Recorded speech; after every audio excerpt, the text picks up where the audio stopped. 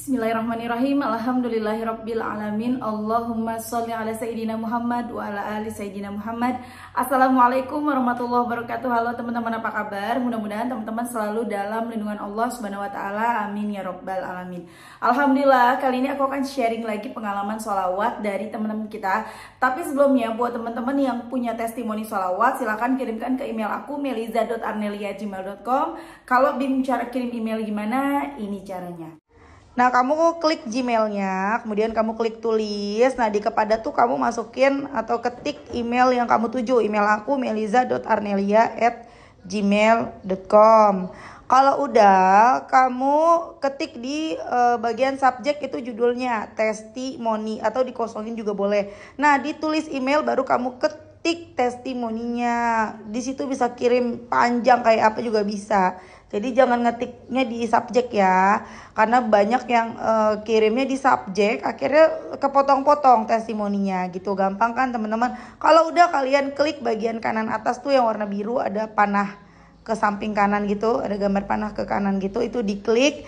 Ya kalau itu diklik itu sudah terkirim, nanti ada notifnya kok terkirim tuh ya kan? Gampang kan? Dan buat teman-teman yang belum punya kedua buku ini, jangan pernah lelah ada nikmat di setiap sholawat. Dan jangan pernah lelah sholawat. Yakinlah semua akan baik-baik aja. Kedua buku ini buku aku dan kedua buku ini berbeda. Ya teman-teman, langsung aja belinya di Gramedia. Atau kalian bisa beli ke admin, ini nomornya.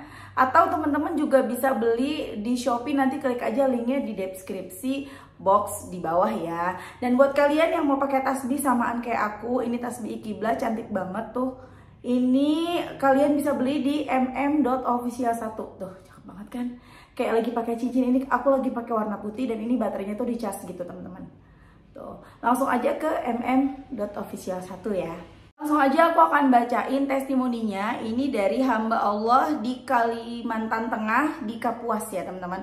Assalamualaikum Kamil. Waalaikumsalam. Ulun hamba Allah dari Kalteng, Kapuas. Saya ngasih testimoni gini Kak, bulan Januari 2023 saya sekaget-kagetnya saya dibuat suami saya selingkuh.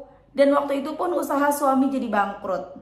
Dan ujung-ujungnya suami bukannya merasa bersalah, malahan saya yang disalahin. Bilang saya istri yang gak bersyukur, bilangnya saya jadi beban dalam hidupnya. Dan dia juga bilang aku gak sayang lagi. Di sini cuma pandang anak-anak aja katanya. Ya Allah, sakit banget ya, bener-bener dah. Dan dia sempat ngajak pisah juga. Dan saya bingung, suami saya ada utang sama mama saya berupa emas 20 gram Kak. Saat itu saya depresi. Sempat ke dokter psikolog, fisik mental saya sakit Kak, namun berobat pun tak ada hasilnya Kak. Saya selalu berdoa minta kepada Allah, minta jalan yang terbaik. Ya Allah, angkatkan rasa sakit di hati ini dan berikan di hati kebahagiaan, ikhlas dalam menjalani apa yang sudah ditetapkanmu kepadaku saat ini. Qadarullah Kak, bulan Agustus tinggalnya ulun lupa. Ini ulun itu saya ya, buat teman-teman yang nggak tahu ya, kalau di Kalimantan saya itu ulun. Lihat HP di YouTube, ketemu YouTube Kak Mel. Nah langsung tuh ulun praktekkan. Sebelum kejadian ini, ulun mengamalkan sholat habis tiap sholat 100 sholawat. Maksudnya setiap selesai sholat ngamalin 100 sholawat ya teman-teman ya. Belum tahu namanya sholawat Jibril, istighfar 100. Awal mula tuh anak sakit divonis dokter epilepsi. Berobat ke dokter saraf tiap bulan, namun tidak semata-mata berobat. Namun ke tempat ustadz cari pencerahan. Bilang ustadznya baca sholawat, ya udah baca aja, tapi nggak tahu fadilahnya. Nah setelah nyimak video kakak, Masya Allah, sebegitu bagus dan tidak bisa saya ucapkan lagi fadilahnya sholawat. Begitu saya rutin amalkan, subhanallah Kak, terasa khasiatnya anugerah yang terindah diberikan Allah kepada saya, dapat ketenangan hati. Sebelumnya tidak pernah saya rasakan.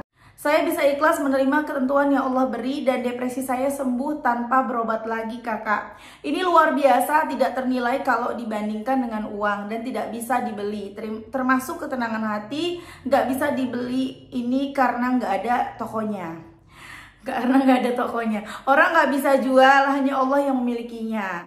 Meski keadaan ekonomi Ulun saat ini sedang sulit-sulitnya, namun di dalam kesulitan ini Ulun lebih bersyukur Karena masih banyak nikmat Allah yang masih tersisa buat ulun. Dan ulun yakin kedepannya Allah akan bahagiakan ulun, tidak di dunia mungkin di akhirat. Segitu dulu Kak, terima kasih atas inspirasinya. Semoga Allah senantiasa menjaga keluarga Mbak Mel, amin. Diberi keselamatan dunia akhirat dan kebahagiaan dunia akhirat, amin. Masya Allah ya teman-teman. Itu tadi kisah dari hamba Allah di Kalimantan Tengah, di Kapuas, yang suaminya selingkuh, kemudian udah selingkuh, bangkrut. Itu tuh gara-gara selingkuh tuh jadi bangkrut Pak. Ya bapak-bapak nih yang pada selingkuh ya, yang pada berbuat di belakang istrinya, hati-hati, itu yang bikin rezeki kalian tuh seret. Jadi jangan seenak-enaknya nyalahin istri. Jadi Mbak sabar, setiap ujian yang Allah berikan kepada kita itu udah sesuai dengan porsi kita. Ujian yang Mbak rasakan saat ini belum tentu kalau ditukar sama ujian orang lain bisa gitu loh. Dan kebalikan juga, ujiannya orang lain kalau tukeran buat Mbak juga belum tentu Mbak bisa ngejalaninnya. Allah udah tahu yang terbaik buat kita hamba-hambanya. Meski ya teman-teman ujian yang kita rasakan saat ini menyakitkan, mengecewakan, tapi mau gimana lagi, namanya juga hidup. Hidup itu perpindahan dari satu ujian ke ujian berikutnya. Kenapa kita diuji? Karena di balik ujian itu ada hikmahnya. Karena di balik ujian itu membuat kita jadi manusia yang lebih baik lagi.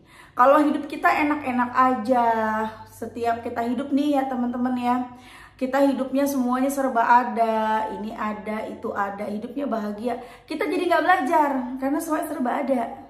Kita jadinya ketika suatu hari nanti ada ujian, ada masalah, kita nggak bisa ngejalaninnya ya. Tapi ketika kita hari ini diuji, besoknya kita ada ujian yang sama, ada masalah yang sama, kita bisa ngelewatin. Sama ilustrasinya ketika kita sedang ngerjain soal. Hari ini kita susah nih ngerjain soal di halaman 1 misalnya. Kita banyak salahnya, tapi kita belajar lagi, oh ternyata kalau soalnya begini harusnya kerjainnya begini. Misalnya ini pelajaran matematika. Nanti besok di halaman kedua, yang di halaman ke-1 kita salahnya mungkin ada 7. Di halaman kedua karena kita sudah belajar di halaman 1, di halaman kedua kita salahnya berkurang. Jadi salahnya cuma 4. Nanti di halaman ketiga salahnya cuma 2. Di halaman keempat, wah alhamdulillah lolos, nggak ada salahnya. Nanti kalau udah lolos, udah lulus ujian, ada lagi masalah baru. Soalnya lebih berat lagi, ya kan? Tapi hasilnya juga lebih berat lagi. Maksudnya hasilnya lebih luar biasa lagi. Teman-teman semangat terus, jangan pernah lelah. Udah salawat aja. Tadi mbaknya bilang kan, Mbak hamba Allah tadi bilang, udah ke psikolog tapi nggak sembuh, hatinya tetap nggak tenang.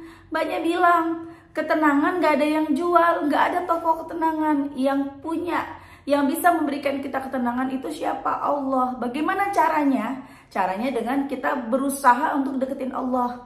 Banyak zikir, banyak doa, banyak ngaji, banyak ngadu. Zikir deh, sholawatan, waduh, tenang.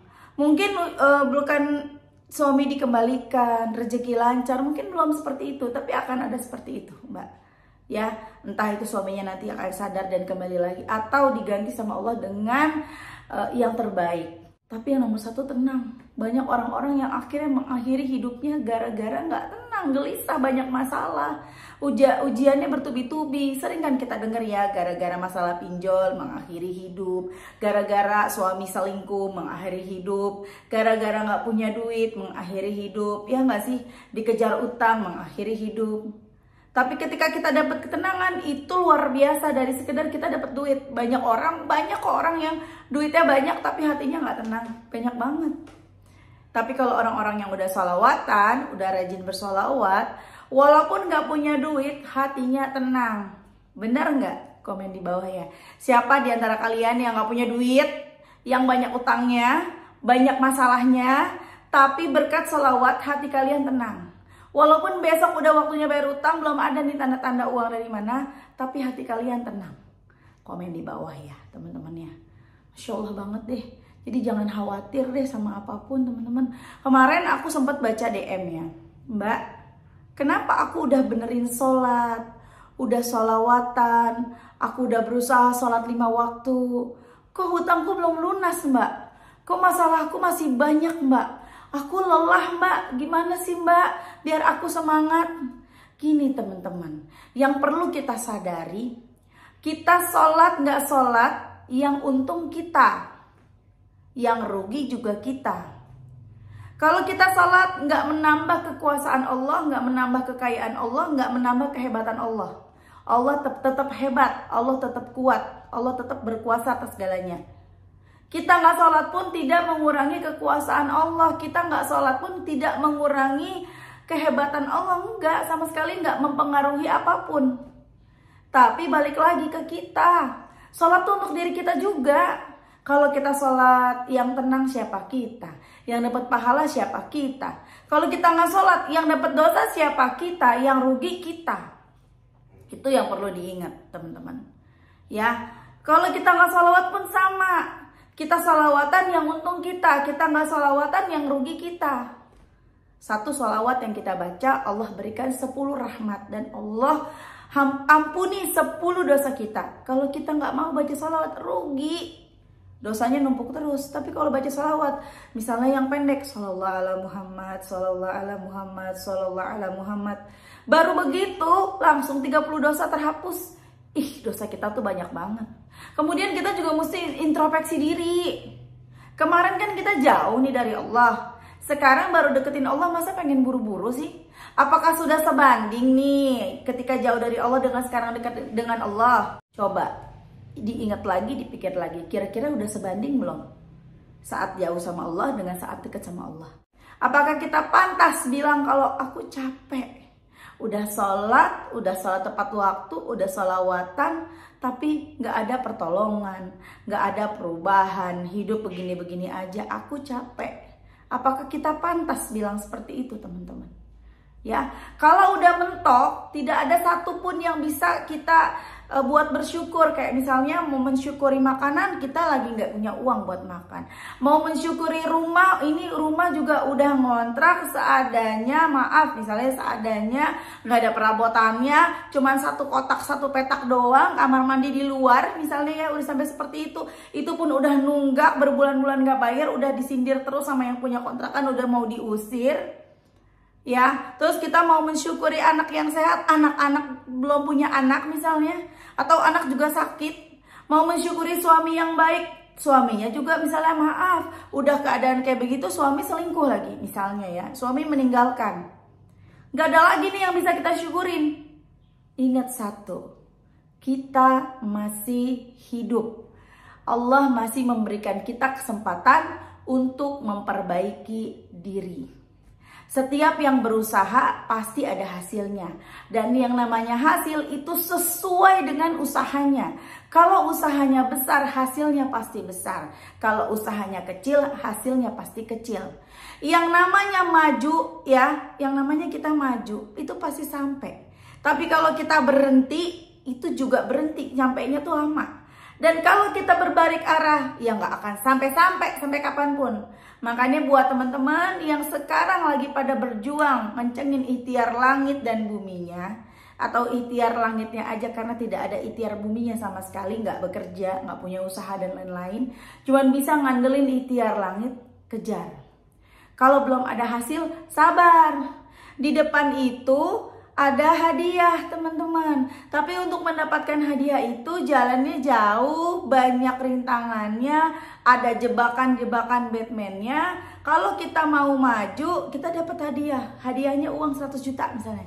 Tapi kalau kita memilih, nggak mau, takut ada jebakan-jebakannya gitu misalnya. Jauh banget, capek, nggak deh, udah. Ya udah, itu kan pilihan kita. Hidup itu pilihan, teman-teman. Kalau kita mau berjuang, kita pasti berhasil. Kalau kita memilih untuk bermalas-malasan, kalah dengan pikiran kita sendiri, ya udah nggak akan pernah berubah hidup kita. Ya, ingat, yang namanya usaha pasti ada hasil. Yang namanya hasil pasti sesuai dengan usahanya. Oke teman-teman, terima kasih udah nonton. Semoga bermanfaat dan jadi motivasi buat teman-teman. Kita doakan ya buat Mbak hamba Allah. Semoga dikabulkan segala hajat-hajatnya ya Mbak. Sabar, Mbak kuat, Mbak pasti bisa. Ya, ujian ini hanya untuk orang-orang pilihan. Dan Mbak adalah orang pilihan ya Allah yang merasakan ujian seperti ini. Kalau ikhlas ngejalaninnya, insya Allah hasilnya luar biasa. Ada hikmah di balik ini yang luar biasa. Yang Mbak sampai, ya Allah ini kegedean hadiahnya ya Allah. siap-siap sama hadiah yang Allah berikan ya. Semangat. Oke teman-teman, terima kasih. Semoga kalian yang nonton rezekinya lancar, rezekinya barokah, doa-doanya segera diijabah, utang-utangnya lunas. Amin, amin ya rabbal alamin. Assalamualaikum warahmatullahi wabarakatuh.